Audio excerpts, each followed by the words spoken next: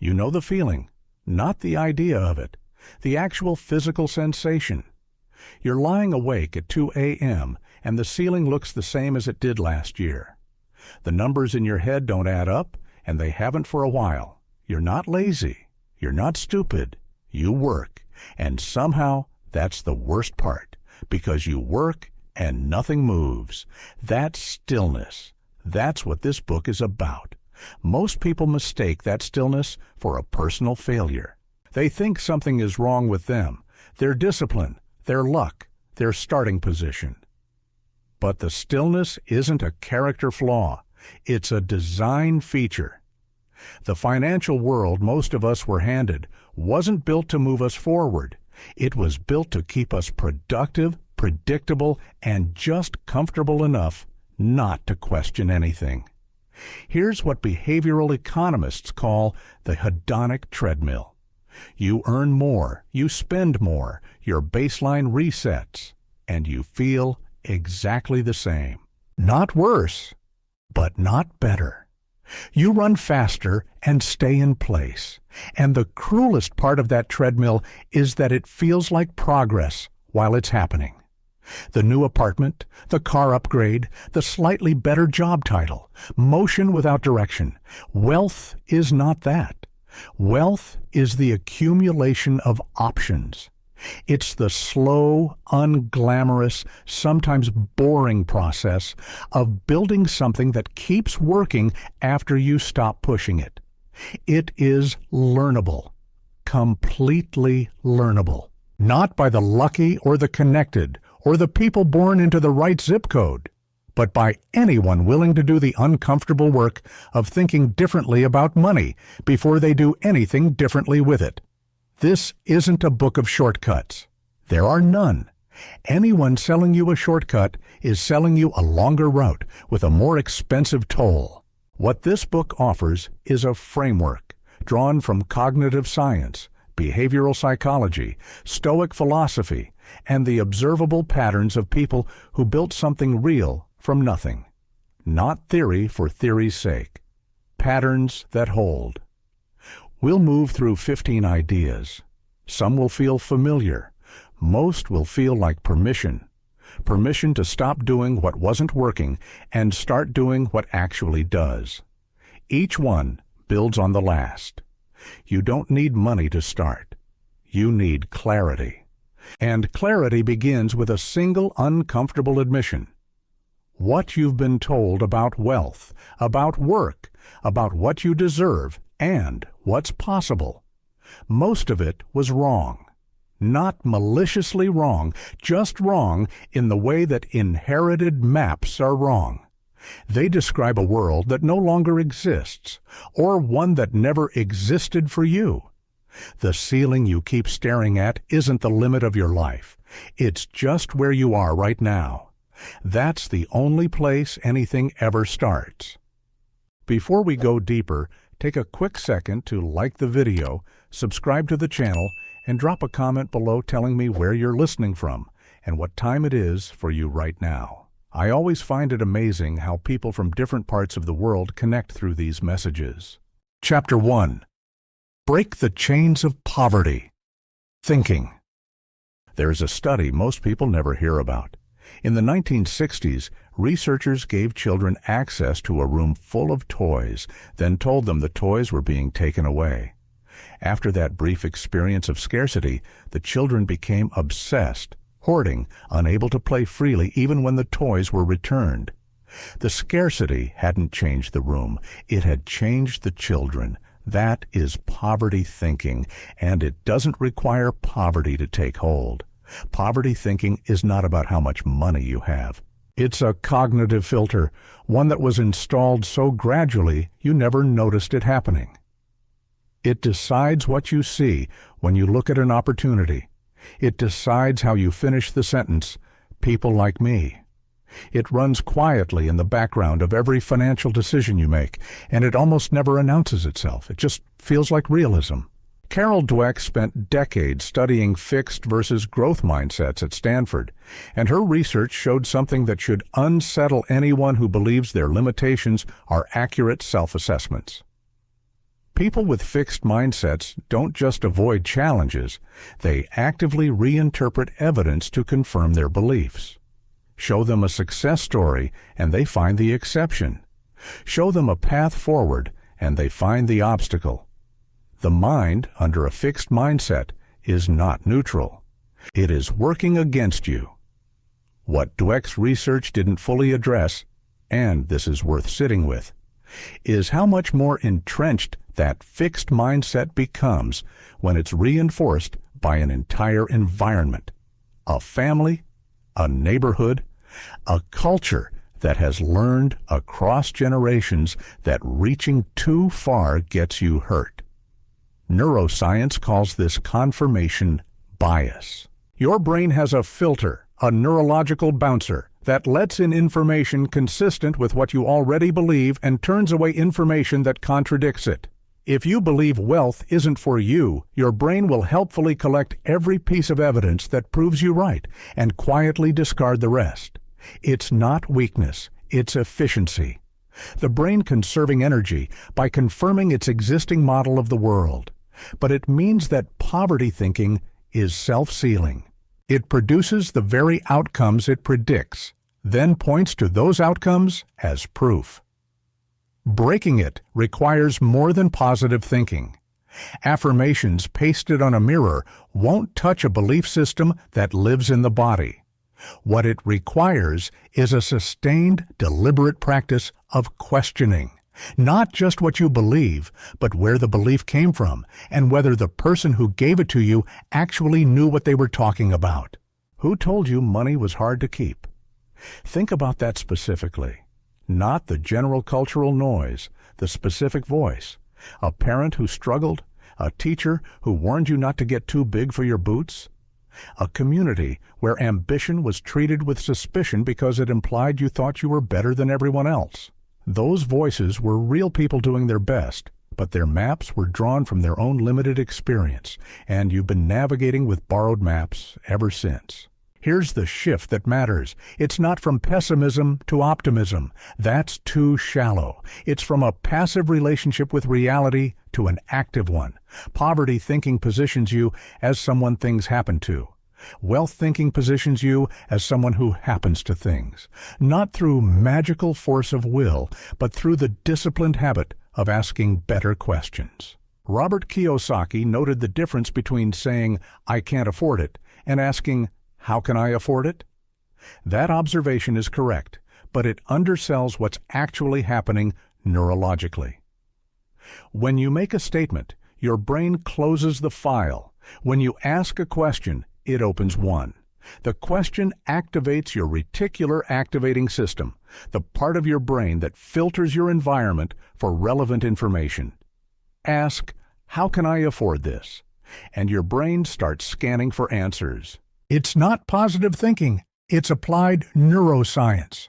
I'll be honest about something. When I first encountered this idea, I dismissed it as motivational fluff. It took me longer than I'd like to admit to realize I was doing exactly what the research predicted, protecting a fixed belief by labeling the challenge to it as naive. The dismissal was the bias. Recognizing that was uncomfortable. It should be. Failure is where poverty thinking and wealth thinking diverge most sharply and most visibly. Someone operating from poverty thinking experiences failure as verdict. It confirms what they feared, that they weren't capable, weren't worthy, shouldn't have tried. Someone operating from wealth thinking experiences failure as data, not pleasant data, but useful. The Stoics had a word for this disposition, amor fati, love of fate, and while Marcus Aurelius meant it cosmically, it applies precisely here. Not celebrating failure, but refusing to be destroyed by it, extracting what it teaches and moving. Your mind will resist this.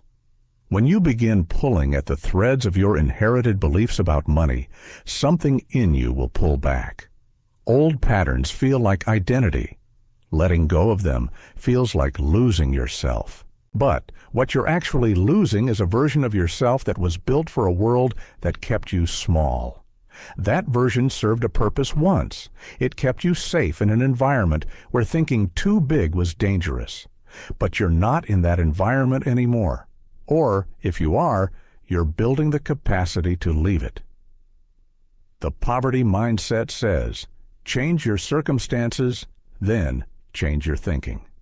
The wealth mindset knows, change your thinking, and your circumstances become changeable. That reversal is everything. Money is not the cause of a wealthy life. It is the effect of a wealthy mind. And a wealthy mind is not a privilege. It is a practice. Start the practice today, imperfectly. Question one belief you've held about money for as long as you can remember. Just one. Ask where it came from. Ask if it's actually true. Ask what you might see differently if it weren't. That single question, asked honestly, is the first crack in the chain. Chapter 2. What school never taught you about money. Think about the last time you sat in a classroom. Really sit with it. The fluorescent lights, the rows of desks, the teacher at the front moving through a curriculum designed by people you never met, for purposes that were never fully explained to you. You were being prepared for something. The question nobody asked out loud was, prepared for what exactly? Not for wealth. That much is certain.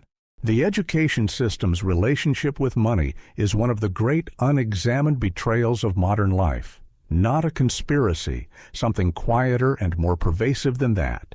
A structural omission. You were taught to read, to calculate, to memorize the dates of wars and the names of dead leaders. And somewhere in the back of that curriculum, implicit in every lesson about following instructions and raising your hand before speaking, was a more important lesson. Your job is to be useful to someone else's system. Ivan Illich, the philosopher and social critic, argued in the 1970s that schools don't primarily teach knowledge. They teach the habit of being schooled.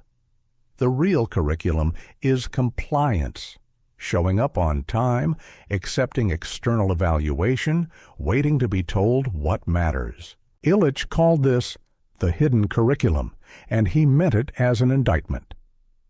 What he observed was that the most dangerous thing school produces isn't ignorance. It's a particular kind of learned helplessness. Martin Seligman developed the concept of learned helplessness through experiments that are difficult to read about and impossible to forget. Dogs subjected to unavoidable electric shocks eventually stopped trying to escape, even when escape became possible. They had learned at a deep neurological level that their actions had no effect on their outcomes. They sat down in the pain because trying had stopped making sense. A school system that grades you, ranks you, passes or fails you based on criteria you had no hand in creating does something similar. It teaches you, over 12 or more years, that other people measure your worth and determine your future. That the correct response to a problem is to wait for the answer key. That knowledge flows downward from authority, and your job is to receive it correctly. Then it releases you into a financial world that rewards none of those behaviors and punishes most of them. The wealthy, and here I mean people who built wealth rather than inherited it, share one habit that school almost never instills. They are self-directed learners, not because they're more disciplined by nature, but because somewhere along the way they recognized that no institution was going to teach them what they actually needed to know. They stopped waiting for the curriculum and started writing their own. The specific knowledge gap is staggering when you look at it plainly. You likely spent years studying literature, history, physical education, and the periodic table. How many hours did you spend learning to read a balance sheet? To understand the difference between an asset and a liability? To calculate compound interest, evaluate a business opportunity, or understand how inflation silently erodes savings? For most people, the answer is somewhere between very little and none. This is not an accident of poor planning. It is a feature. An economy built on consumption requires consumers who spend rather than invest, who borrow rather than build, who work for wages rather than own the systems that pay them. Financial ignorance is not a bug in the education system. It is closer to the point. But understanding that changes your relationship to it, because once you see the omission clearly, you stop feeling ashamed for not knowing things you were never taught, and you start feeling responsible for learning them now. Self-education is not supplementary. For anyone serious about building wealth, it is the primary education. The books that actually matter on investing, on cash flow, on the psychology of money, on how businesses generate and distribute value, none of them appeared on any school reading list. They exist in libraries, in online courses, in the biographies of people who built something from nothing. They are available. They require no tuition and no permission. What they require is the willingness to sit with discomfort, because real financial education contradicts things you were told by people you trusted. It will make your parents' financial decisions look different in retrospect, not worse, just more legible as products of their own incomplete education. That's a strange grief to navigate, worth it, but strange. The mental model shift looks like this. School taught you that knowledge is a credential, something you acquire once, display on a certificate, and trade for employment. Wealth requires you to treat knowledge as a tool, something you use continuously, update constantly, and measure only by what it produces in the world. A degree that doesn't generate cash flow is not an asset. It is a signal. Signals have value, but they are not the same thing as leverage. This doesn't mean formal education is worthless. It means it is incomplete in a specific and consequential way, and that incompleteness is your responsibility to address. Not because the system failed you, though in some ways it did, because nobody is coming to finish your education for you. The most valuable thing school could have taught you was how to teach yourself. A handful of great teachers managed to sneak that lesson in. But it's not in the curriculum. It never was. So here is the assignment no teacher ever gave you. Spend the next 30 days reading about money the way you once studied for exams, with focus, with notes, with the intention of applying what you learn, not consuming information for comfort, studying it for use. One book on investing, one on the psychology of financial decision-making, one on how a small business actually generates profit. By the end of those 30 days, you will know more about building wealth than most people learn in a lifetime of school. That's not an indictment of school, it's just the math. Chapter 3. Assets, Liabilities, and the War Your Money Fights Without You. Right now, while you're listening to this, your money is doing something. It is not waiting. It is not neutral. Every dollar you own is either moving toward you or moving away from you. Slowly, quietly, without asking your permission. Most people have no idea which direction their money is traveling. That ignorance is not innocent. It has a cost, and the cost compounds. The distinction between assets and liabilities is the closest thing personal finance has to a master key. Robert Kiyosaki made this framework famous, and the core observation is correct. Assets put money in your pocket. Liabilities take money out. But that framing, as useful as it is, stops short of the deeper truth. Because the real war isn't just between things that earn and things that drain. It's between two entirely different relationships with time. An asset doesn't just generate money, it generates options. A rental property pays rent, yes, but it also gives you the option to sell, to leverage, to pass on, to use as collateral for the next acquisition. A skill developed to mastery earns income today and compounds into reputation tomorrow. A stock position pays dividends but also appreciates, and appreciation is the market's way of rewarding patience. What assets actually build, beyond money, is optionality. The freedom to choose differently in the future than you can today. Liabilities do the opposite. They don't just drain your account, they drain your future choices. A car payment doesn't just cost you $300 a month, it costs you the investment that $300 could have become over 10 years. It costs you the options that investment would have funded. This is what economists call opportunity cost, and it is the most invisible expense in most people's financial lives. You see the car. You don't see the compounding portfolio you didn't build because of it. Lifestyle creep is the mechanism by which liabilities multiply without feeling like a decision. You get a raise. Your rent goes up slightly. You eat out more often. You upgrade the phone. None of these feel like major choices. They feel like natural adjustments, like water finding its level. But each adjustment quietly raises your baseline, and raising your baseline means you need more income just to stay in the same place. The hedonic treadmill from the introduction reappears here, but now it has a financial structure. You're not just feeling the same despite earning more. You're spending the difference before it can become anything.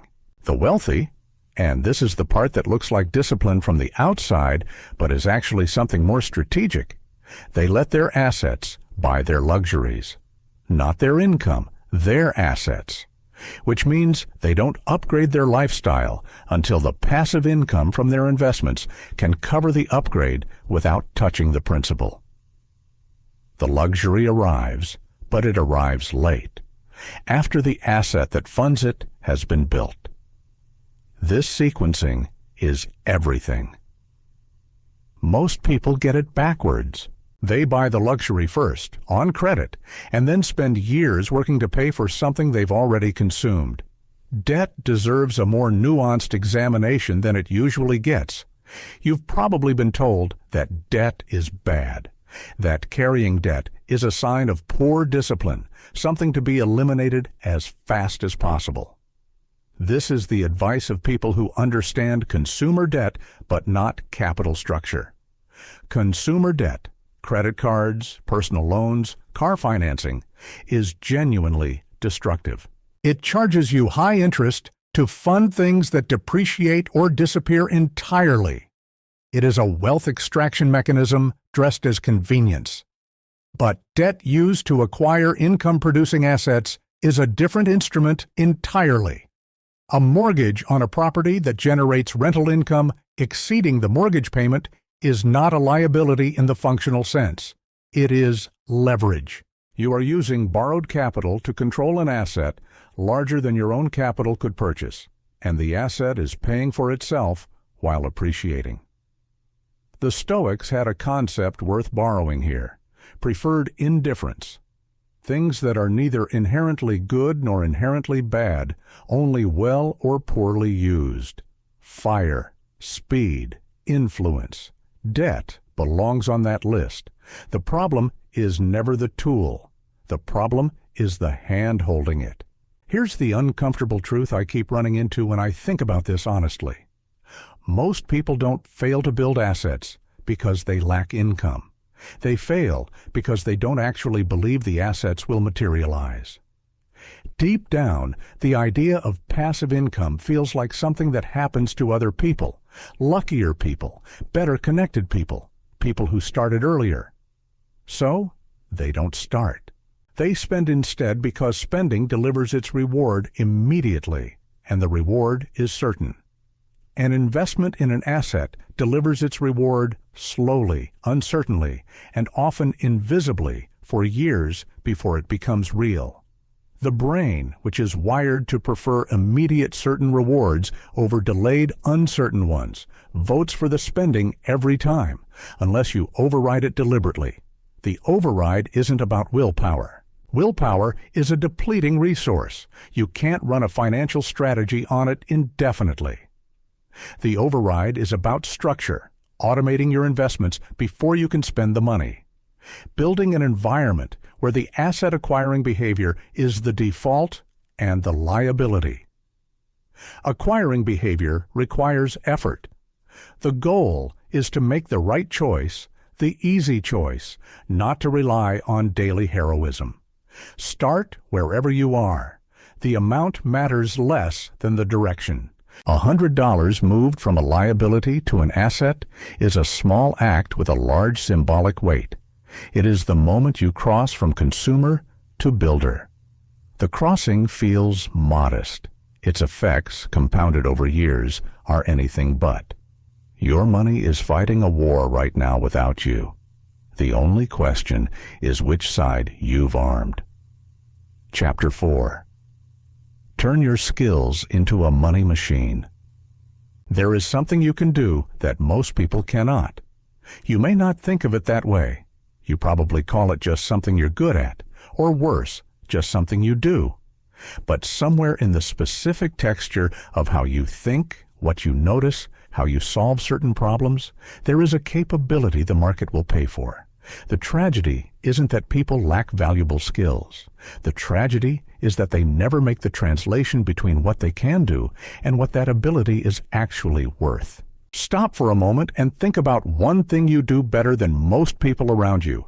Not perfectly, just better. Hold it. That is the beginning of a money machine.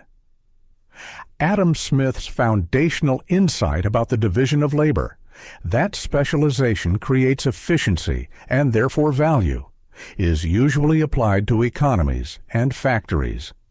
But invert it, and something more interesting appears. In a specialized economy, the individual who can operate across multiple domains of competence, connecting them in ways others cannot, becomes extraordinarily rare. And rare things command prices that common things never will. Scott Adams, the creator of Dilbert, articulated this as skill stacking. The idea that combining 2 or 3 skills at which you're competent but not elite creates a profile that is more valuable than mastery of any single skill in isolation. Adams himself was not the world's best cartoonist, nor the world's funniest writer, nor the sharpest business satirist. But the combination was nearly unique, and nearly unique is where the money lives.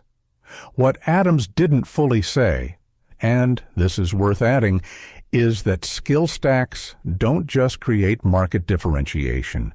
They create pricing power. When you are the only person who can write code and explain it to non-technical executives, you are not competing with other coders or other communicators. You are competing with nobody. You name your price. This is the strategic logic behind investing in adjacent skills rather than simply deepening one. Depth makes you good. Combination makes you irreplaceable. The internet collapsed the distance between your skill and its market. This sounds like an obvious observation by now, but most people haven't fully absorbed its implications.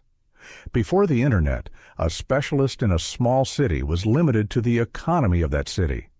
Today, a specialist anywhere has access to every economy simultaneously. The person teaching Korean cooking techniques from a studio apartment in Hanoi has students in Oslo and Sao Paulo paying monthly subscriptions. The writer in Lagos is ghostwriting for executives in London. The software developer in Manila is building products used in Toronto. Geography has stopped being a ceiling. For most people, it's still acting like one. Not because it is, but because the mental model hasn't updated to match the reality. Packaging is the skill most people neglect, and it is the one that converts ability into income. You can be extraordinarily capable and completely invisible if you cannot translate what you do into a form the market can understand, evaluate, and purchase. Packaging means taking a diffuse capability. I'm good with people. I understand systems.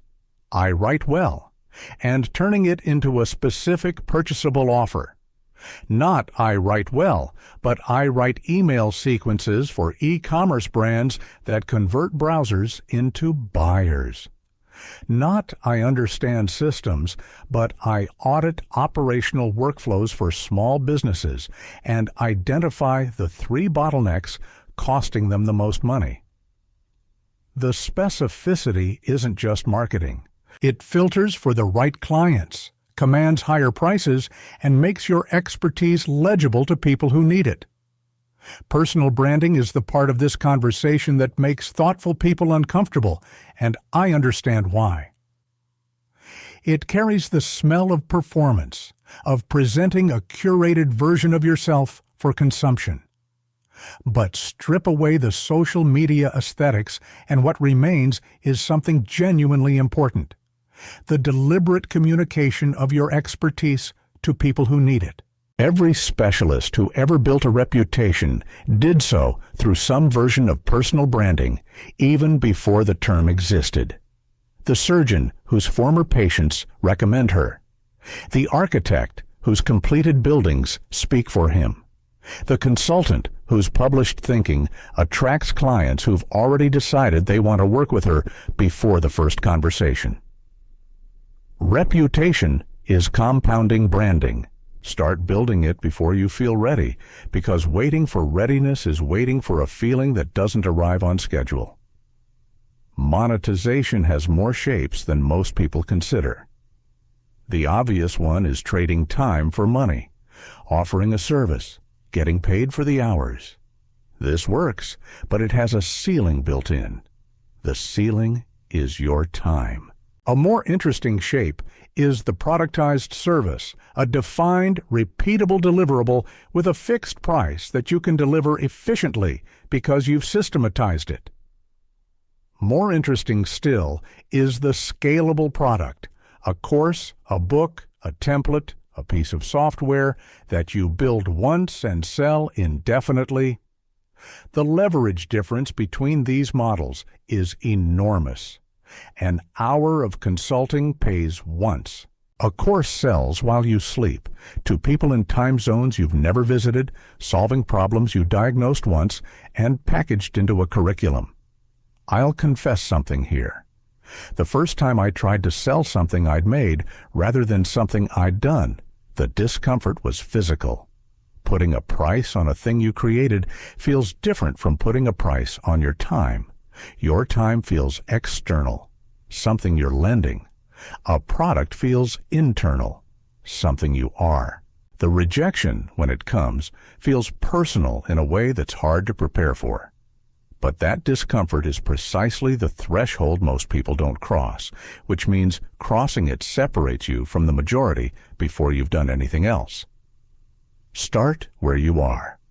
One client, one project, one piece of content that demonstrates what you know.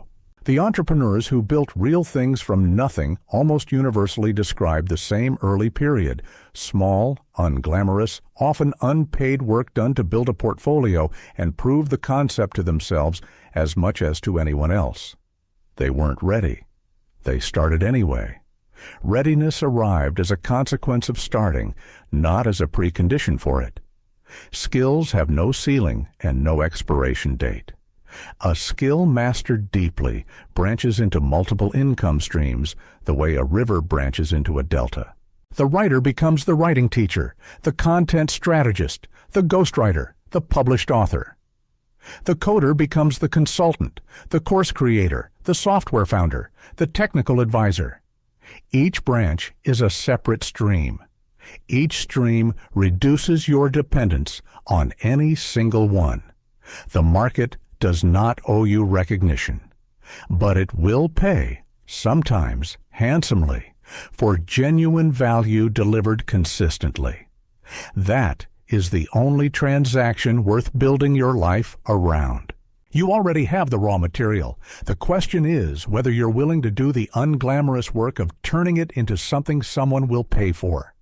That work begins with one honest answer to one simple question: what can I do that someone else genuinely needs? Chapter 5. Multiple streams of income. Imagine you are holding a single thread. Pull it hard enough from any direction and it snaps. Now imagine a rope.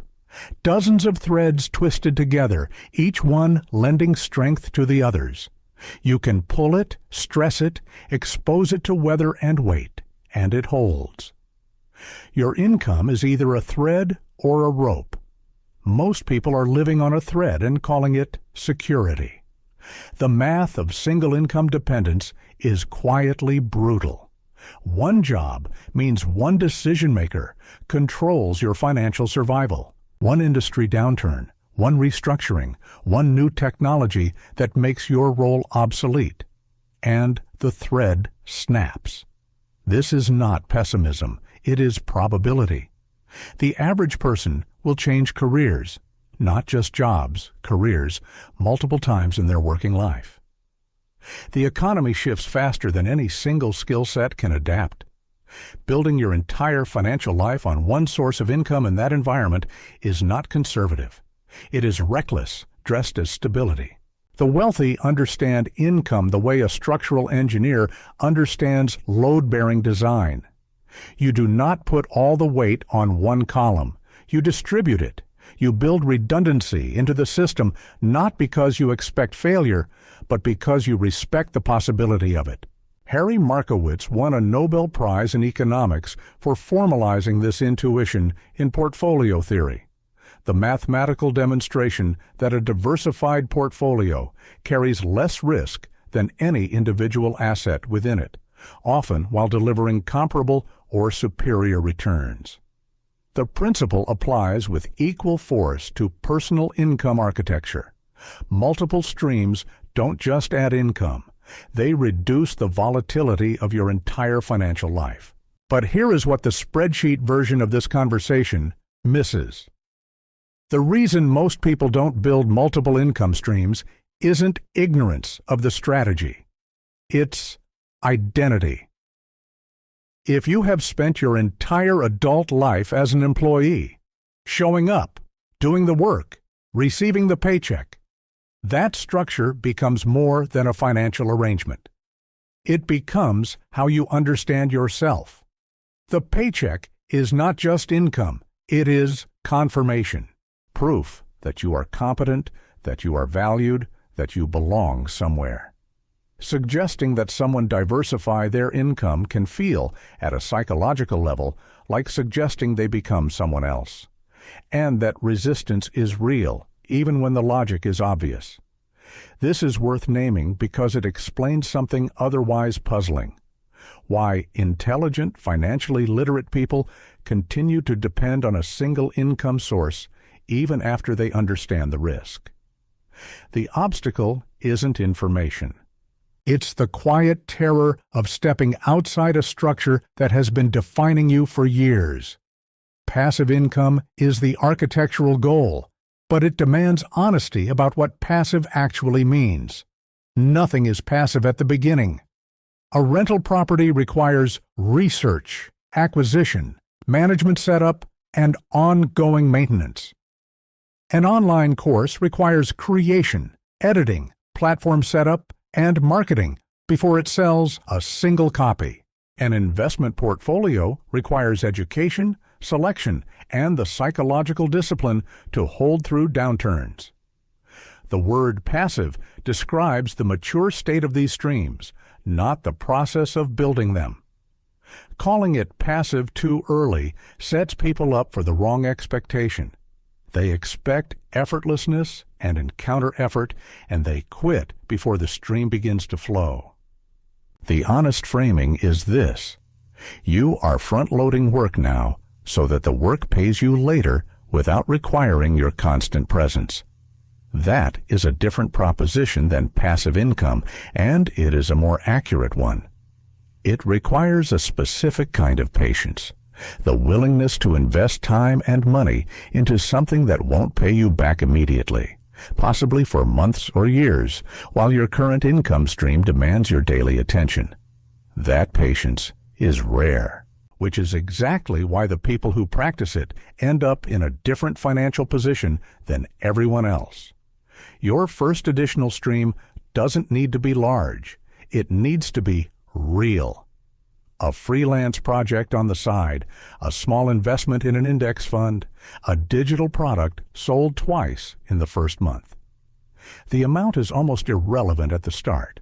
What matters is the psychological shift that happens when money arrives from a source other than your employer. Something changes in how you understand your own options. The world gets slightly larger. The single thread loosens its grip on your imagination. Use your primary income as the engine that builds the others. This is the sequencing most people miss. Your job is not the enemy of financial independence. It is the funding mechanism for it. The salary that covers your bills can also, if you redirect even a modest fraction of it, fund the investments and side ventures that eventually reduce your dependence on that salary. The mistake is treating your income as purely for consumption. Every dollar that passes through your hands is a potential soldier, as an earlier chapter noted. Some soldiers buy groceries, others, if you're deliberate, go to work building streams that flow back to you without your daily labor. Warren Buffett's observation that you should never depend on a single income is cited often and acted on rarely.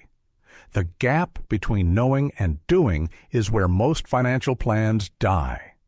The doing requires tolerating the awkward early phase of a new stream, the phase where the effort is high and the return is low, and everyone around you is wondering why you're working on something that isn't paying yet. That phase is not a sign that the strategy is wrong. It is the price of entry into a different financial life. Investments deserve specific attention here because they represent the most accessible form of income diversification for people starting from limited capital. You do not need significant money to begin investing. You need consistency and time. An index fund requires no expertise to purchase and has historically outperformed the majority of actively managed funds over long periods. Dividend-paying stocks provide income that compounds when reinvested. Real estate, even at a small scale, can generate monthly cash flow that continues regardless of whether you show up to work. The point is not which vehicle. The point is that multiple vehicles running simultaneously create a financial engine that no single vehicle can match. Digital income deserves its own acknowledgement because it has genuinely changed the income landscape in ways previous generations couldn't access. The economics are structurally different from traditional business. You create once a course, an ebook, a software tool, a newsletter, and the marginal cost of each additional sale approaches zero. The 1,000th customer cost you nothing more to serve than the first. That asymmetry between creation cost and distribution cost is the foundation of scalable income, and it is available to anyone with a skill worth teaching and the discipline to package it. The goal is not 7 streams simultaneously. That is the finish line mistaken for the starting block. The goal today is 1 additional stream. Identify it, start it. Accept that it will be small and slow and occasionally discouraging. Then start the second one. Then the third. The rope gets stronger, 1 thread at a time. Chapter 6. The Real Rules of Money. There is a game being played around you constantly. You are in it, whether you chose to enter or not. The only question is whether you understand the rules, because the rules are not written anywhere obvious. They are not taught in any classroom, and the people who know them have very little incentive to explain them to you. Money has a grammar. Like language, it has surface structures everyone can see, and deep structures that only reveal themselves after sustained study. The surface structure is simple: earn, spend, save, repeat. Almost everyone operates at that level their entire lives. The deep structure is where wealth actually gets built. Through leverage, through tax architecture, through the strategic deployment of capital in ways that generate returns without requiring proportional labor. Most people never reach the deep structure, not because it's hidden exactly, but because the surface structure keeps them too busy to look deeper. The tax system is perhaps the most consequential rule most people never study. Here is a fact that should produce outrage, but mostly produces a shrug. An employee pays tax before they can spend their income. A business owner pays tax after their business has covered its expenses. These are not the same situation dressed differently. They are structurally opposite relationships with the same system. The employee's income is taxed at the source, predictable, unavoidable, calculated before a single decision is made. The business owner's taxable income is what remains after legitimate expenses have been deducted: travel, equipment, professional development, home office, meals with clients. The same dollar of gross income produces dramatically different after-tax wealth depending entirely on the legal structure through which it flows. This is not a loophole. It is the designed architecture of the tax code, built to incentivize the behaviors governments want to encourage: business formation, investment, asset creation. The wealthy didn't invent this structure, they simply learned to read the instructions. Debt is the rule most people have been taught backwards. You've been told debt is the enemy, something to be eliminated as rapidly as possible, a sign of financial weakness. And consumer debt, the kind that funds depreciating luxuries at high interest rates, absolutely deserves that reputation. But the blanket condemnation of debt is a rule handed to workers by a system that benefits from workers who don't borrow to build. Because borrowed capital, deployed correctly, does something your own capital alone cannot. It lets you control assets far larger than your savings could purchase, and lets those larger assets generate returns on a base that isn't entirely yours. A property investor who puts 20% down and borrows the rest is earning returns on 100% of the property's value while investing only 20% of their own money. The leverage amplifies both risk and return, which is why understanding it requires more sophistication than simply condemning or celebrating it. The Stoics would recognize this immediately. Epictetus, who was born a slave and died a free and respected philosopher, understood better than most that the same circumstance can liberate or destroy, depending entirely on how the person holding it relates to it. Debt is not the enemy. Ignorance about debt is the enemy. Inflation is the rule hiding in plain sight. You are told to save money. The system encourages saving. Banks accept your deposits with enthusiasm. And while your savings sit earning fractional interest, inflation quietly erodes their purchasing power at a rate that almost always exceeds what the bank pays you. Saving money in a low-interest account is not a conservative strategy. It is a slow loss disguised as prudence. The wealthy understand this, which is why they don't save money in the way most people are encouraged to. They move money into assets that appreciate faster than inflation erodes: real estate, equities, businesses, commodities. They are not taking on more risk than savers. They are taking on different risk, better understood and more consciously chosen. Cash flow is a more important number than net worth, and almost nobody talks about it this way. Net worth is a snapshot, the difference between what you own and what you owe at a single moment in time. It tells you where you are. Cash flow tells you where you're going. Positive monthly cash flow from assets means your financial position improves automatically without additional labor.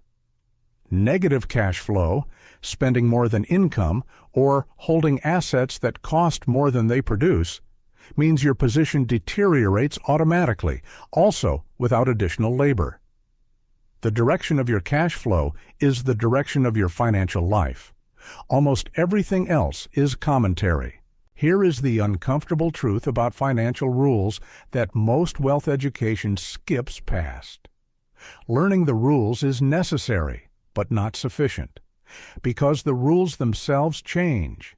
Tax codes are rewritten, market structures shift, the assets that performed brilliantly in one decade underperform in the next. What the wealthy actually possess isn't a fixed set of rules. It's a capacity for financial thinking, the ability to analyze new situations through frameworks that remain stable even when the specifics change.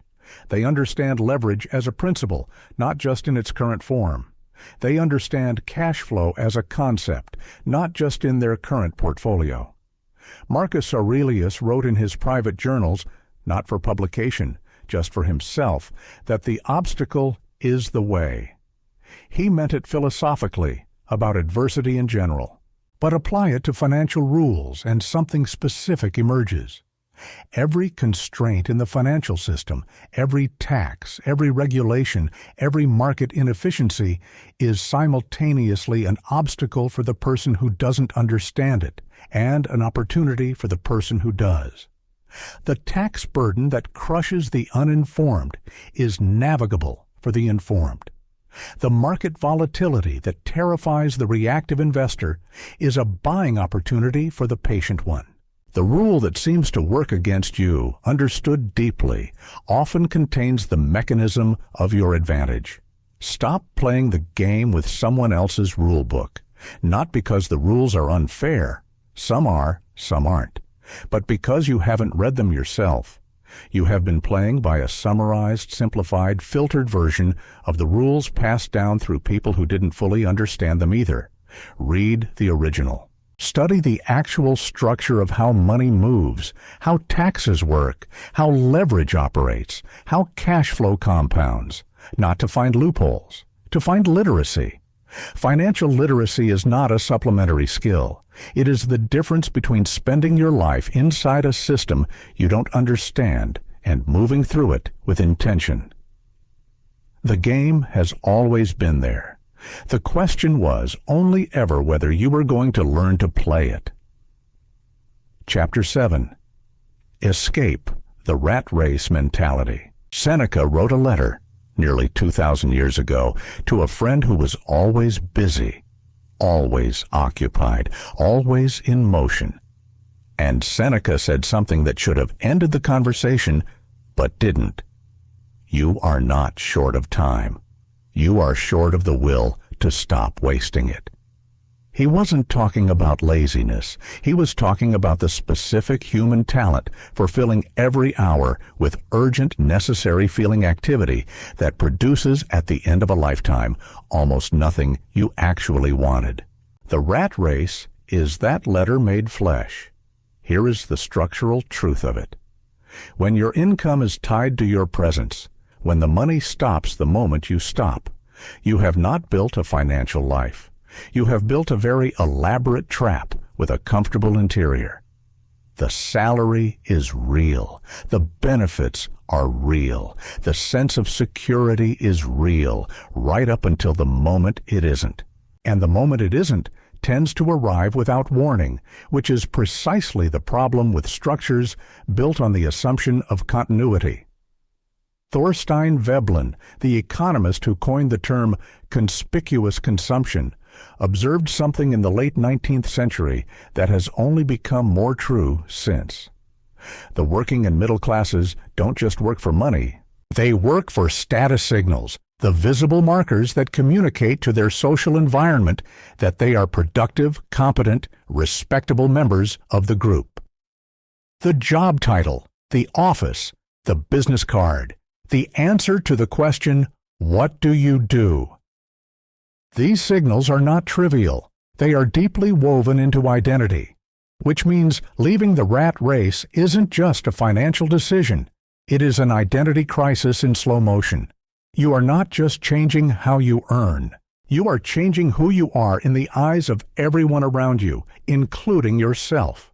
That is a much harder transaction than any investment decision. This is why people stay.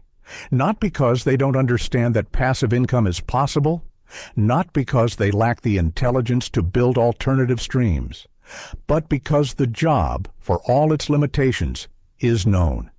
It has clear metrics, clear feedback, clear social meaning. Starting a side business or building an investment portfolio is ambiguous, slow to validate, and invisible to most of the people whose opinions you care about.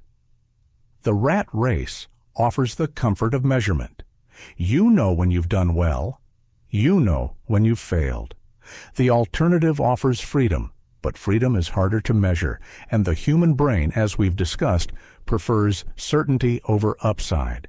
Seneca, again, from De Brevitate Vitae, on the shortness of life, makes an observation so clean it almost hurts.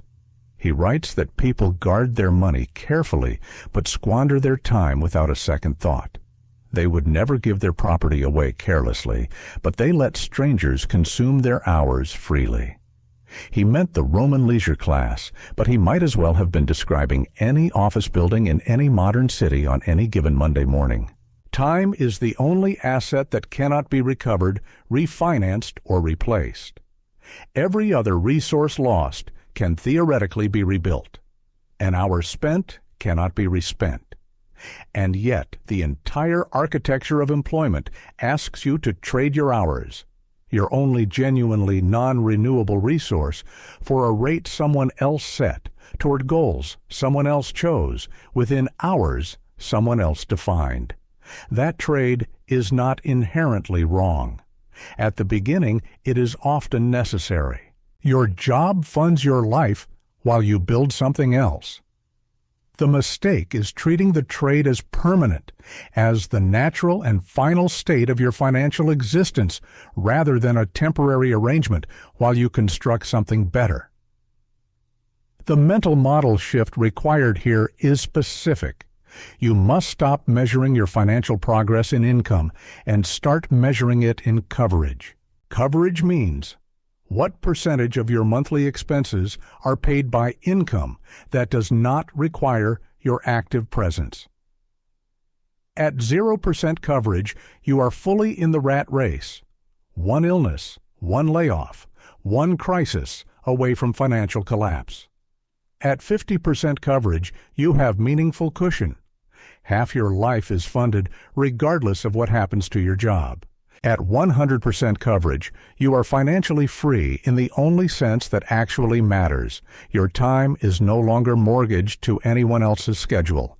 That progression from 0 to 100% is not a single leap.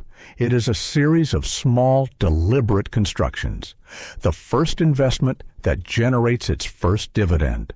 The first digital product that makes its first sale at 3 a.m. while you're asleep.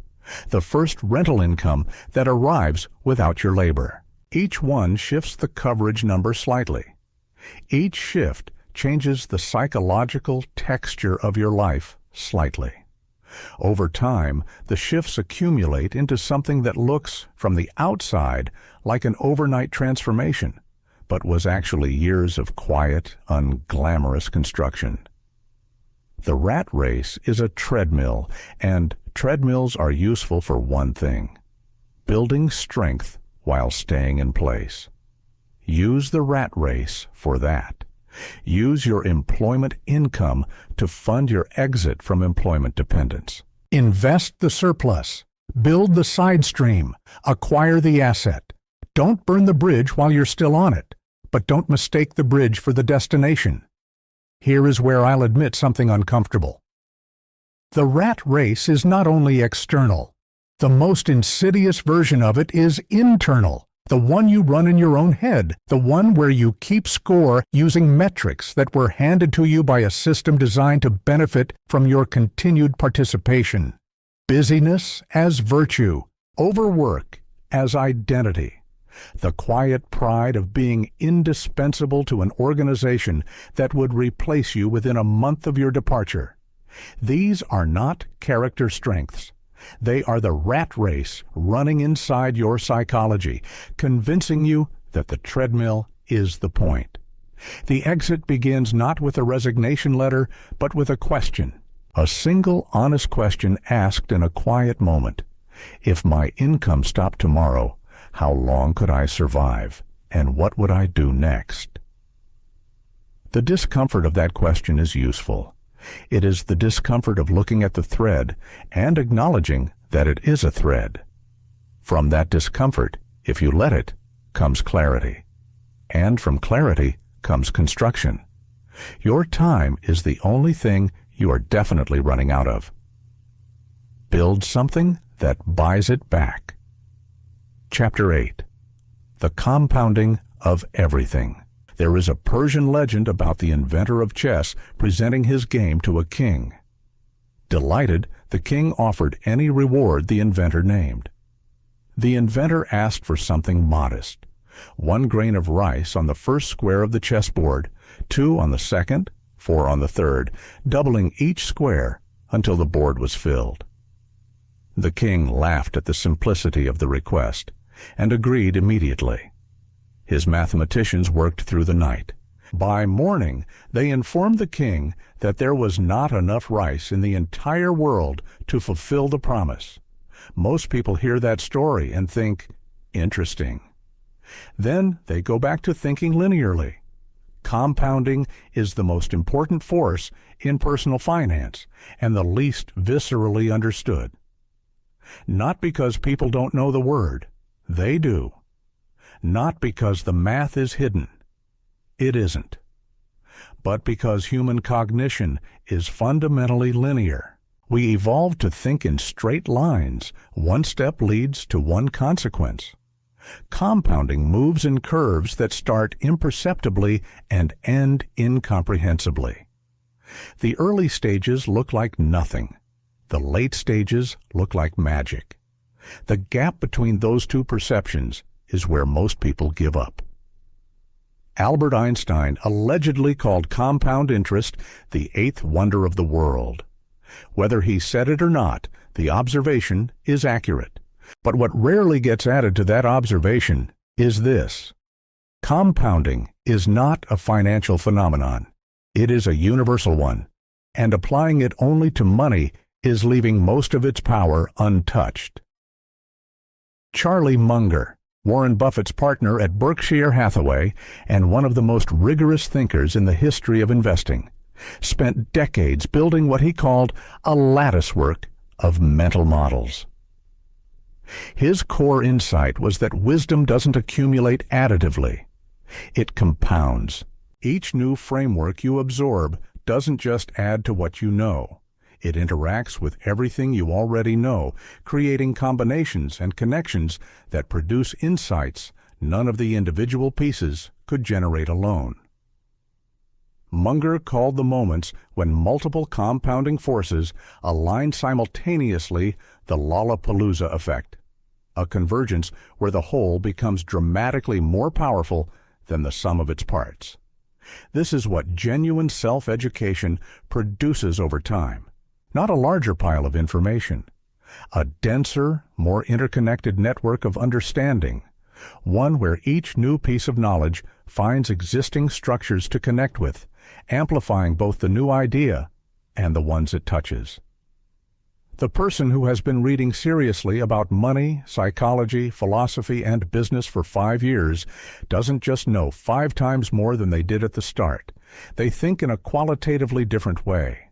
The compounding of knowledge produces emergent capability, the ability to see patterns, connections, and opportunities that are simply invisible to someone operating with a thinner lattice.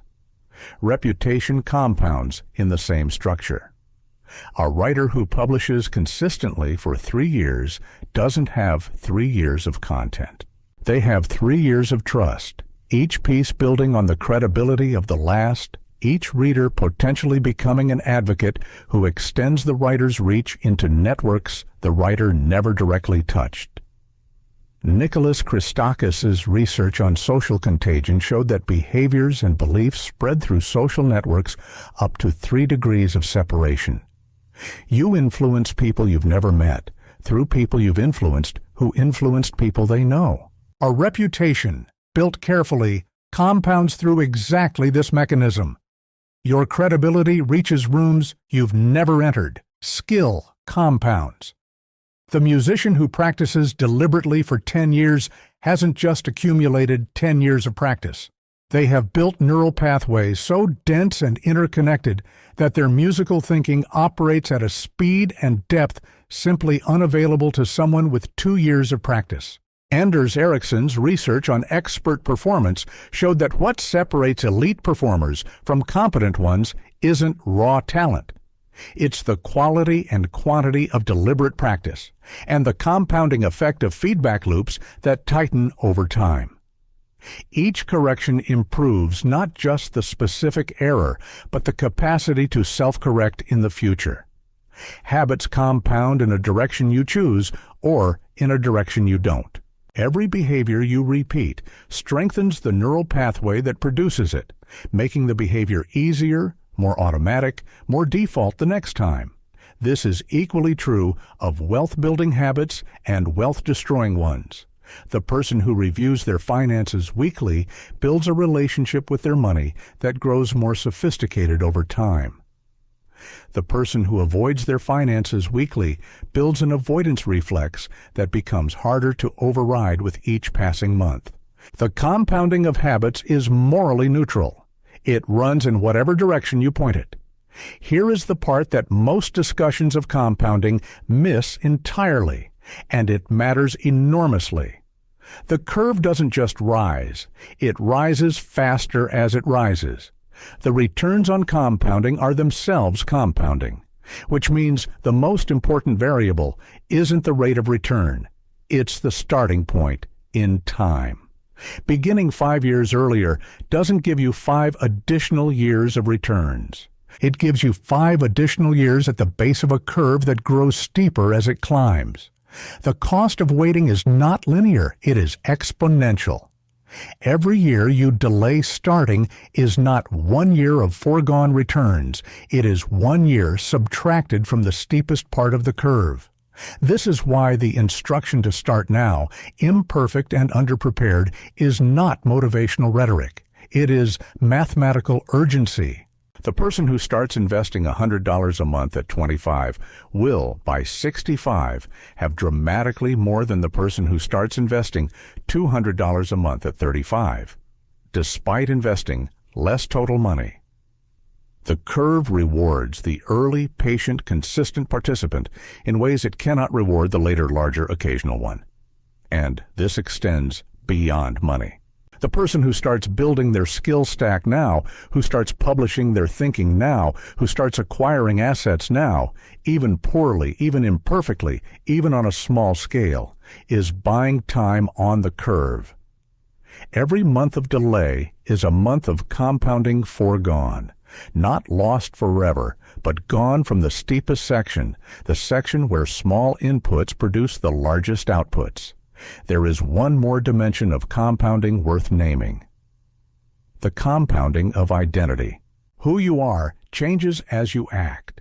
Each decision to invest rather than spend slightly reinforces the identity of an investor. Each decision to learn rather than consume slightly reinforces the identity of a student of wealth. Each small, consistent act of building sends a signal, not to the market, but to yourself, about what kind of person you are and what kind of future you are constructing. Those signals compound into a self-concept that makes the next wealth-building decision slightly easier, which makes the one after that easier still. The chessboard fills slowly, then all at once. Start placing your grains of rice. Chapter 9. The dangerous comfort of enough. There is a specific kind of stillness that feels like arrival, but is actually stagnation. You've stabilized. The panic of earlier years has quieted. The bills get paid. There's a small buffer in the account that wasn't there before. You exhale, and somewhere in that exhale, without making a conscious decision, you stop building. Not dramatically. There's no moment of surrender. Just a gradual settling, like sediment in still water, until the motion that was carrying you forward has quietly stopped. This is the most dangerous place in the wealth-building journey, not the bottom, the plateau. The Stoics are sometimes misread here, and the misreading is consequential. Stoicism teaches contentment, the capacity to find sufficiency in what you have, to not be enslaved by appetite or ambition. Marcus Aurelius returned to this theme repeatedly in his meditations, and it is genuinely one of the most psychologically liberating ideas in the history of philosophy. But contentment, properly understood, is about your relationship with outcomes you cannot control. It is not a prescription for stopping effort toward outcomes you can influence. The Stoics were ferociously disciplined, deeply ambitious in the direction of virtue and contribution. Epictetus, despite beginning life as a slave, built a school of philosophy that outlasted empires. Marcus Aurelius ran the largest administrative apparatus in the Western world while writing privately about the importance of inner stillness. They were content. They were not complacent. Complacency wears contentment's clothing, and the disguise is convincing because the feeling is genuinely pleasant. This is worth sitting with. Complacency doesn't feel like failure. It feels like peace. It feels like you've earned the right to stop pushing, and perhaps you have earned something. But what you've earned is the foundation for the next level of building, not a permanent exemption from it. Behavioral economics has a name for the mechanism that locks people onto the plateau. Loss aversion asymmetry, the well-documented finding established by Kahneman and Tversky that losses feel roughly twice as painful as equivalent gains feel pleasurable. Once you have achieved a stable position, your psychology shifts its primary orientation from pursuing gain to avoiding loss. The ambition that drove you to the plateau gets replaced by a defensive crouch, protecting what you have rather than building what you could have. The risk tolerance that served you on the way up quietly inverts into risk aversion at exactly the moment when continued risk-taking would produce the most significant returns. This is not weakness. It is neuroscience. The brain's threat detection systems are older and faster than its reward-seeking systems. Once there is something real to lose, those threat systems become louder. The voice that says, "Don't risk what you've built," is not irrational. It is ancient, and it kept your ancestors alive. But it was calibrated for an environment where resources were scarce and losses were irreversible. In a modern financial context, where losses from calculated investment are almost always recoverable and inaction carries its own compounding cost, that ancient caution is systematically misleading. Here is the private admission this chapter requires. The plateau is seductive in a way that genuine poverty never is. When you have nothing, the discomfort is constant and unavoidable. It pushes you. When you have enough, the discomfort disappears, and with it, often, the engine. I have watched people build something real and then spend the next decade defending it instead of extending it, and the tragedy isn't that they failed. It's that they succeeded just enough to stop. The hunger that built the first level of their wealth was extinguished by the success of building it. The antidote is not manufactured dissatisfaction. Chasing perpetual discontentment is its own trap, the hedonic treadmill running in reverse, always moving the goalpost, never allowing the experience of genuine accomplishment. The antidote is something more precise, a commitment to growth as a practice rather than growth as a destination. Not growing toward a fixed point where you will finally be done. Growing because the act of building is itself the point, because a life of deliberate construction is simply more alive than a life of careful preservation. Jeff Bezos used to ask his teams a question that sounds almost philosophical for a business context. Are you working on something that matters? Not something profitable, not something defensible, something that matters. The question is designed to disrupt plateau thinking, to reintroduce the productive discomfort of genuine ambition into systems that have grown comfortable with their current size. Ask yourself that question about your financial life. Not, are you doing okay? Clearly you are, or you wouldn't be on the plateau. But are you building something that matters in the direction and at the scale that is actually available to you? The gap between where you are and what is genuinely possible is almost always larger than the plateau makes it feel. The plateau distorts perspective.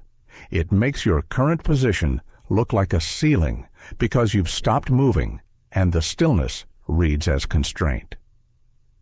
Compound interest, as the previous chapter established, rewards early and continuous participation.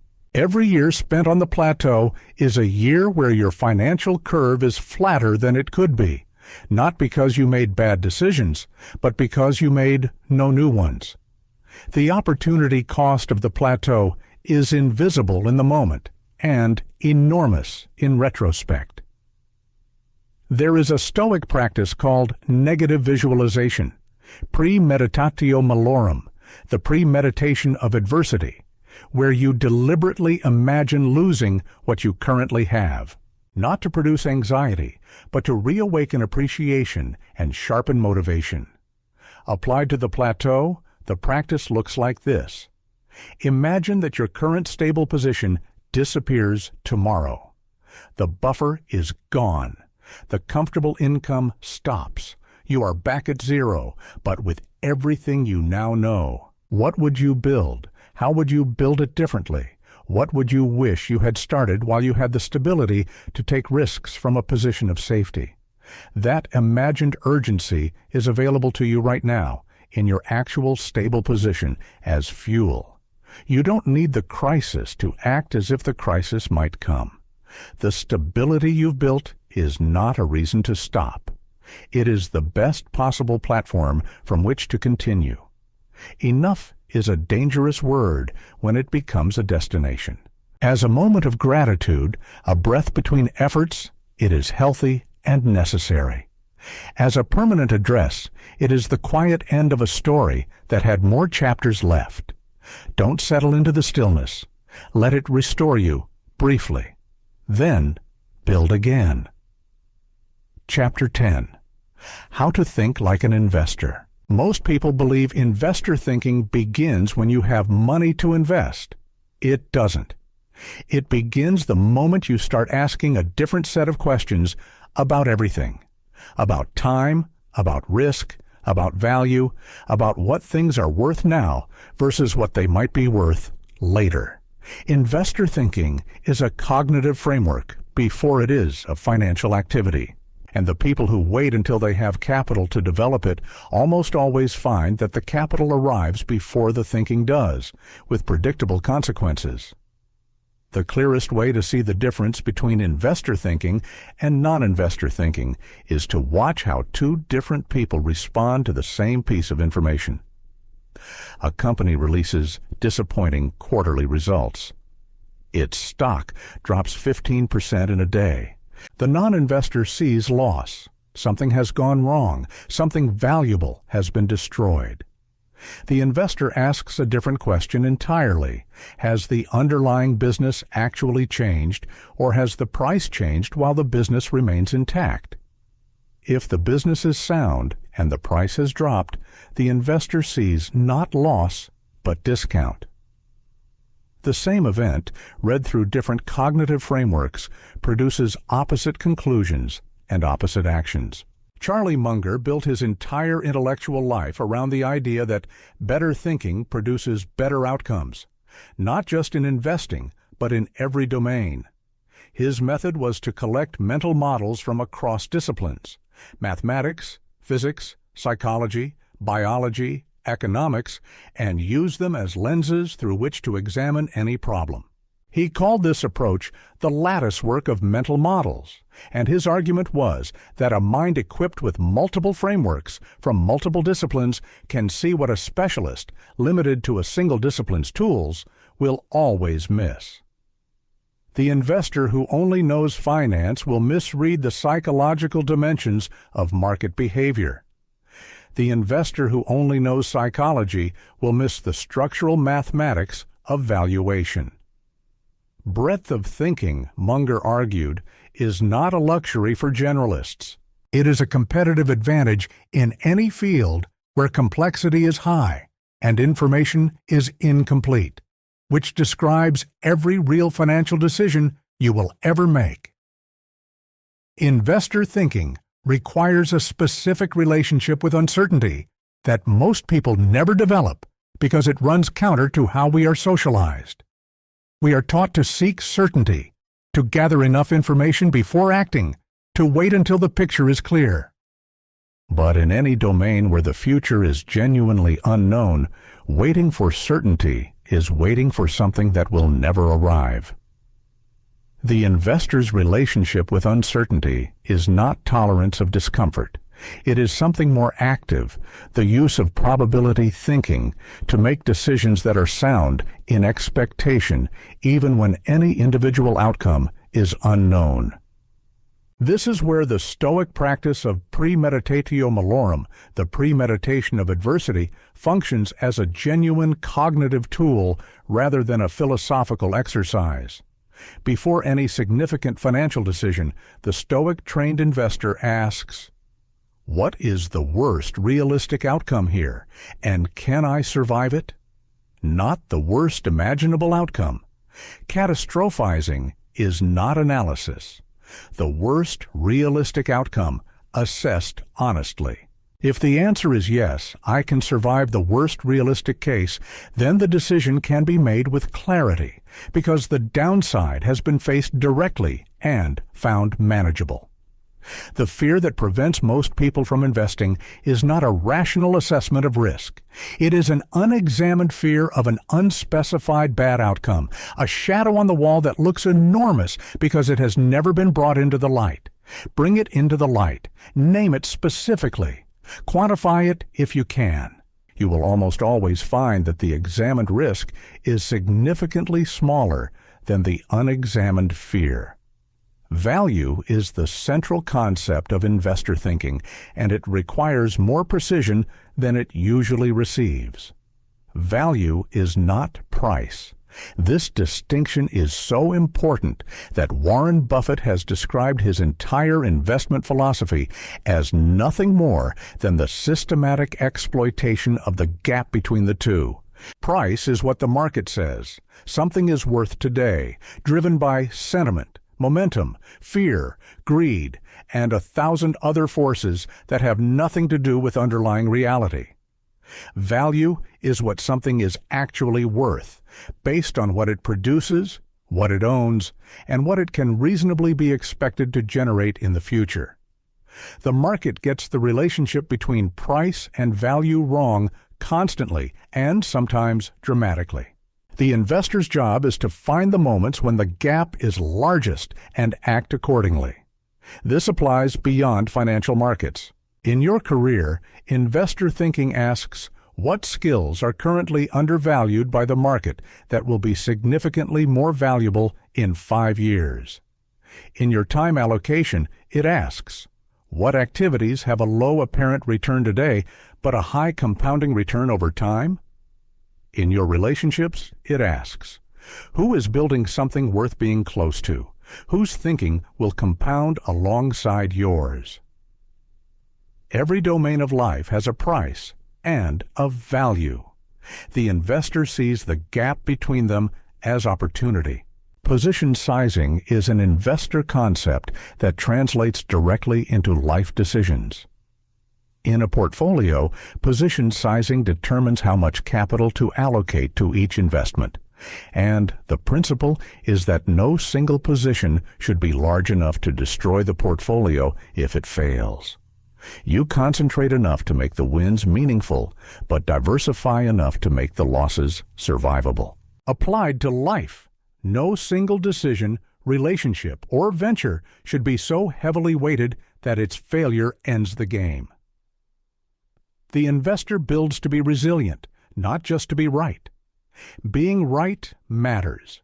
Being resilient means you get enough at-bats to eventually be right.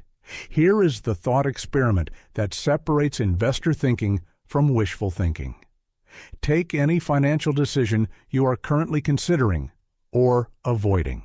Write down 3 things: the realistic upside if it goes well, the realistic downside if it goes badly, and the probability you assign to each. Not arbitrary numbers, honest ones based on evidence and comparable situations.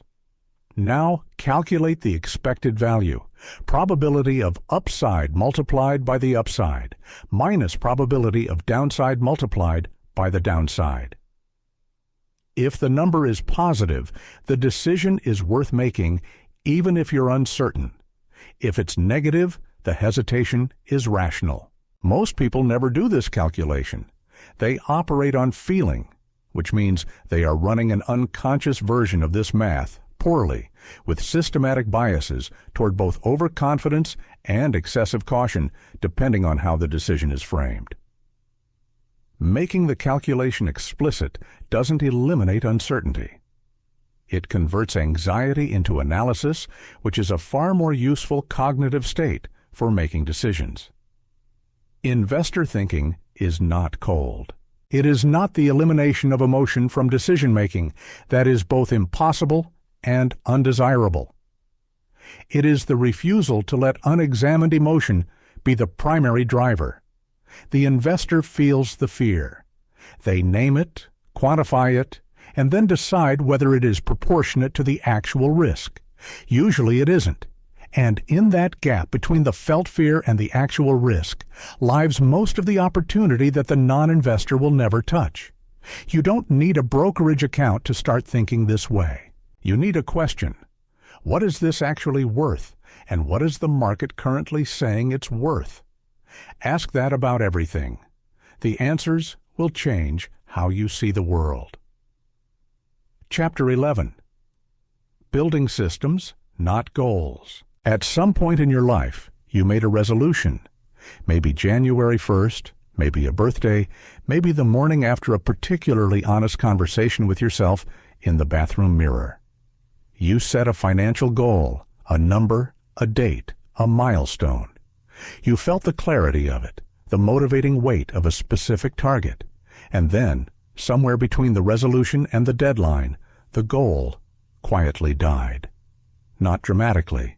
It just stopped being real, the way a sound fades, not by stopping, but by becoming too quiet to hear. This is not a discipline problem. It is an architecture problem. James Clear articulated the systems versus goals distinction in Atomic Habits with a precision worth acknowledging. You do not rise to the level of your goals. You fall to the level of your systems. The goal is the destination. The system is the vehicle. And a destination without a vehicle is just a wish with a deadline. What Clear's framework captures correctly, and what most goal-setting literature misses entirely, is that goals create a binary psychological state. You either achieve them or you don't. The moment the goal recedes from reachability, motivation collapses, because the entire structure was built on the arrival, and the arrival is no longer coming. Systems don't have this failure mode. A system in motion continues to produce value whether or not a specific target is met on a specific date. But Clear's insight, important as it is, stops short of something W. Edwards Deming understood about systems that wealth builders need to hear. Deming was the quality engineer whose ideas transformed Japanese manufacturing after World War II, and later, reluctantly, American manufacturing too. His central argument was that most failures attributed to individual effort are actually failures of system design. When a worker makes a mistake, the instinct is to correct the worker. Deming's instinct was to examine the system that produced the conditions for the mistake. The problem, almost always, was upstream of the individual. The individual was performing as the system was designed to produce. Apply this to personal finance, and the implications are uncomfortable. When you overspend, the conventional response is to exert more willpower. Deming's response would be to redesign the system so that overspending is harder and saving is automatic. When you fail to invest consistently, the conventional response is to try harder to remember. Deming's response would be to automate the investment so that trying isn't required. The system does the work that willpower cannot sustain, and the system keeps doing it on the days when motivation is absent, energy is low, and the last thing you want to think about is money. This is the insight that transforms financial behavior at a structural level. Willpower is a resource that depletes. Systems are infrastructure that persists. Building wealth on willpower is building on sand. Building it on systems is building on bedrock. The automation of your savings and investments, moving money before you can spend it, directing it toward assets before your brain can redirect it toward consumption, is not a trick. It is the correct engineering response to the known properties of human psychology. Goals suffer from another structural weakness that systems don't. They create what psychologist Tal Ben-Shahar called the arrival fallacy, the belief that achieving the goal will produce a sustained transformation in how you feel. You will reach the number in your account and feel permanently the sense of security and satisfaction you are currently imagining. Except you won't. You will feel it briefly, sometimes very briefly, and then your baseline will reset and the number will feel ordinary and you will need a new number to chase.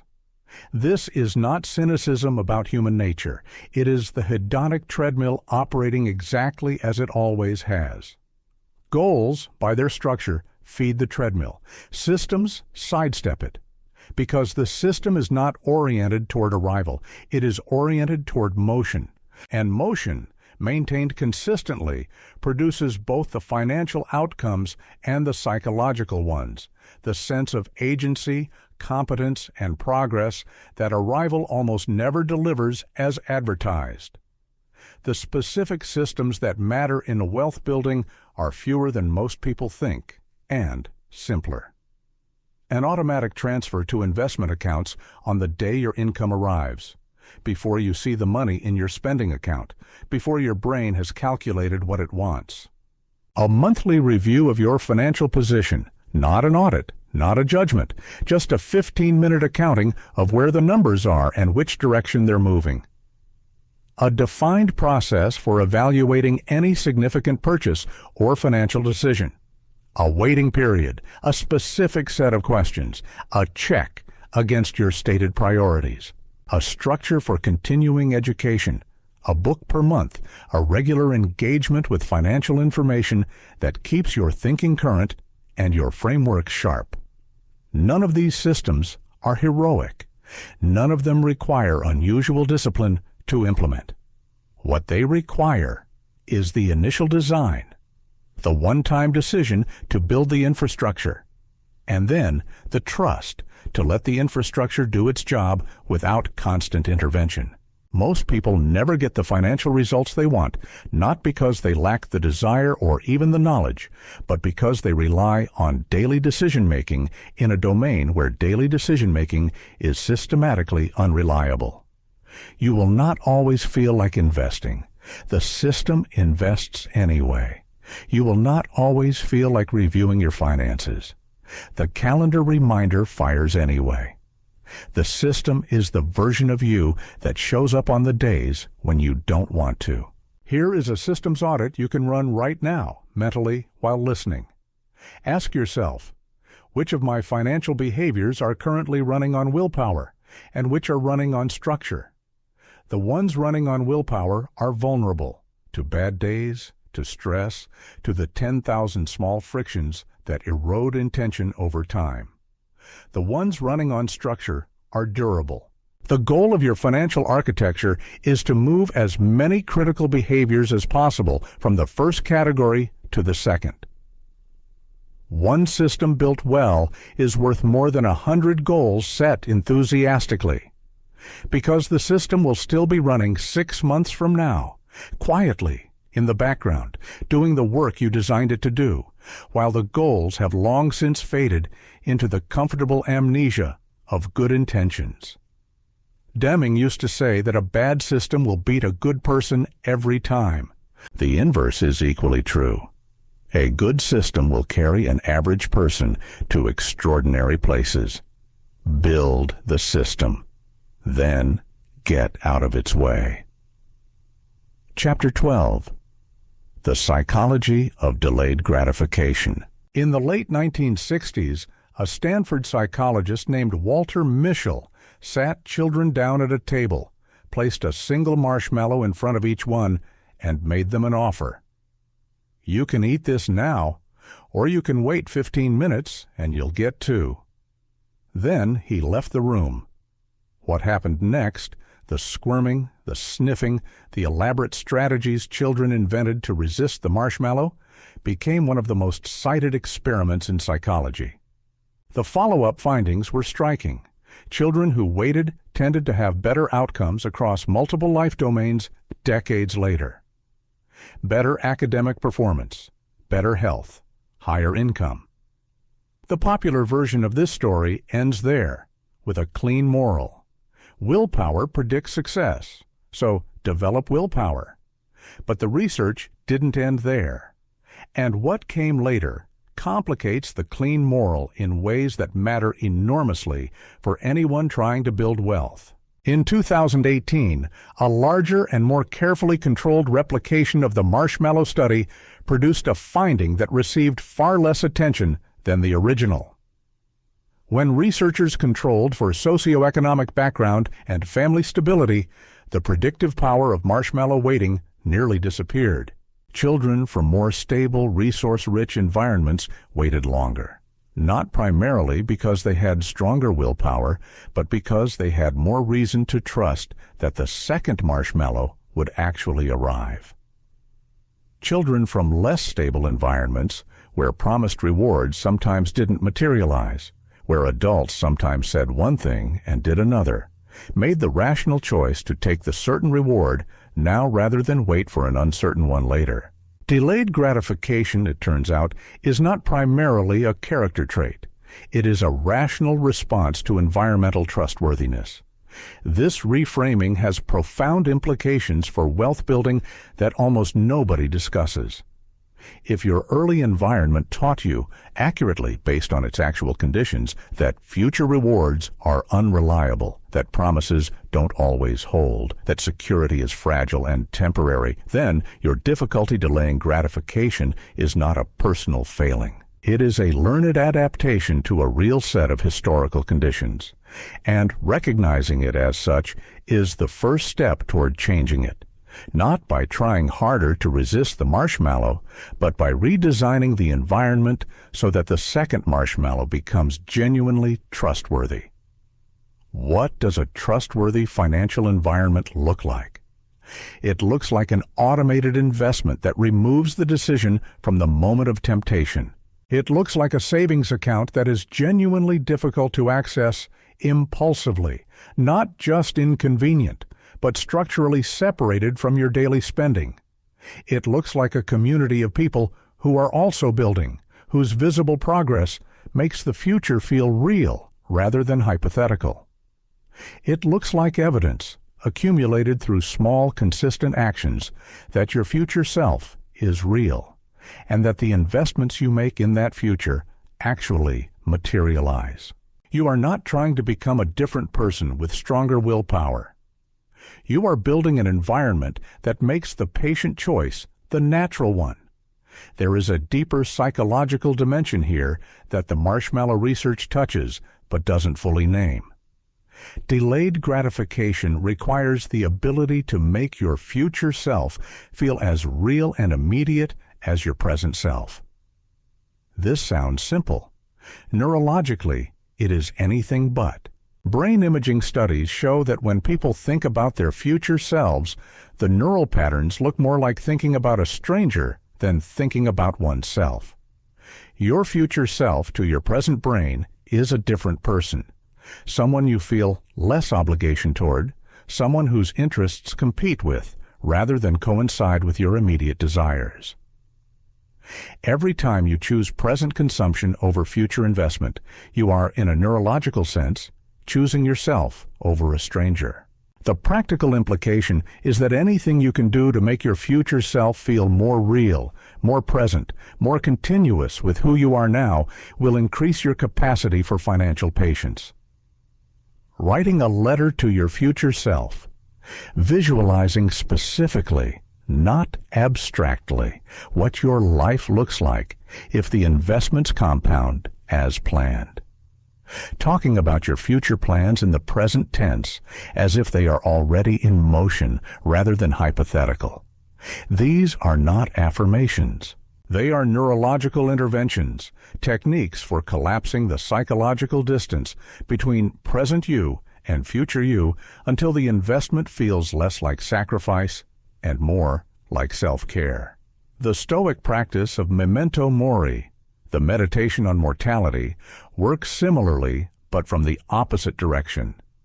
Where future self-visualization pulls you toward your future, memento mori pushes you from the present by making the finitude of your time visceral and immediate. The Stoic who genuinely contemplates the shortness of their life doesn't become morbid, they become clarified. The trivial pleasures that consumed yesterday's attention lose their grip. The things that actually matter, including the financial structures that will support the life you want, gain urgency. Not anxious urgency, purposeful urgency. Here is the practical exercise for this chapter, and it is one you can run right now while listening. Think of one purchase you made in the last month that you regret. Not morally, just financially. Something that felt good in the moment and added nothing of lasting value. Now calculate roughly what that amount would be worth in 20 years if invested at a 7% annual return. $100 becomes nearly $400. $500 becomes nearly $2,000. $1,000 becomes nearly $4,000. Feel the gap between what you got and what you gave up. Not as punishment, as calibration. Now reverse it. Think of one financial decision you made, however small, that your future self will thank you for. An investment made, a subscription canceled, a purchase resisted. Feel the satisfaction of that. Not the delayed satisfaction of future returns, the immediate satisfaction of having acted in alignment with your actual values. That feeling is the reward you are training yourself to seek, and it is available immediately, which means delayed gratification doesn't have to feel like deprivation. It can feel like integrity. The marshmallow is not the point. The environment that makes waiting natural is the point. The future self that feels worth building toward is the point. The trust in the system, in the process, in yourself that makes patience feel rational rather than naive is the point. Build the environment, trust the process. Make your future self real enough to invest in. The second marshmallow is coming, but only if you build a world where promises hold. Remember the ceiling from the introduction, the one you were staring at 2 a.m. while the numbers in your head refuse to resolve. You're still in that room, but something has changed. Not the ceiling, not yet. You have changed. The way you read the stillness is different now. Wealth is not a destination you arrive at and unpack your bags. It is a practice, daily, imperfect, occasionally discouraging, and cumulative in ways that only become visible in retrospect. The frameworks in these chapters are not a checklist. They are lenses. You will return to some of them at different moments in your life and find they mean something different than they did today, because you will be different. The Stoics had a word, ascesis, meaning disciplined practice, not punishment, not deprivation. Practice. The athlete's relationship with training. The philosopher's relationship with thinking. Wealth, built honestly from nothing, is ascesis applied to money and time and attention over years. You were never waiting for luck. You were waiting for clarity. You have it now. The ceiling is the same, but you are not.